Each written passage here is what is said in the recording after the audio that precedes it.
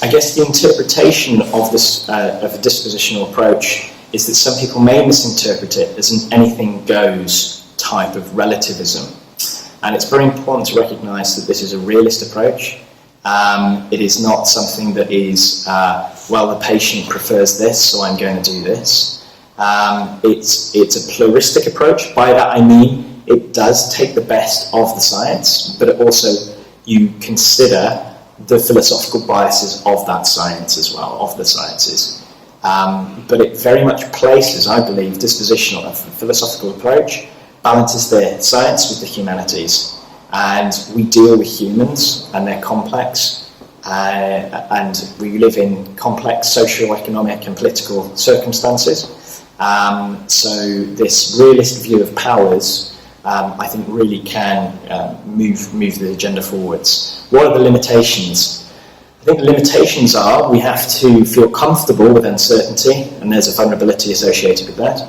I think people need, or rather, be very cautious about saying need, but I think the physiotherapy profession as a whole would benefit from looking at causation in a different way than perhaps they used to, and this is quite a challenge, and be freely available to discuss the natures of causality and philosophy, where historically we perhaps would have avoided such conversations. Perhaps we didn't think that it was as relevant, or certainly it could be seen that this was not needed, and that science itself can answer all the questions.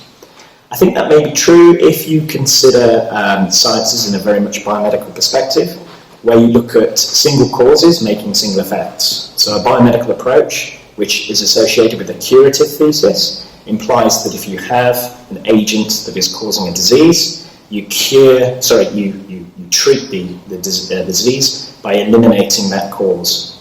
So, for example, smallpox. So you cure, a curative thesis. But the problem is that we live in a world of very difficult lifestyle factors, challenging lifestyle diseases, and we have an increased age and multimorbidity. And I think a biomedical approach, we have been talking about it for many, many years, needs to give way to an alternative. That's not to suggest that the alternative, such as the biopsychosocial model, has not been helpful. It's how it's been implemented. And as I mentioned before, I think if we separate individual persons into discrete biological, psychological and social parts, if you, for example, exclude plausible biological mechanisms, then what's left is psychological and social manifestations, and that person could be left being labelled, stigmatised, and having even poorer health outcomes as a result.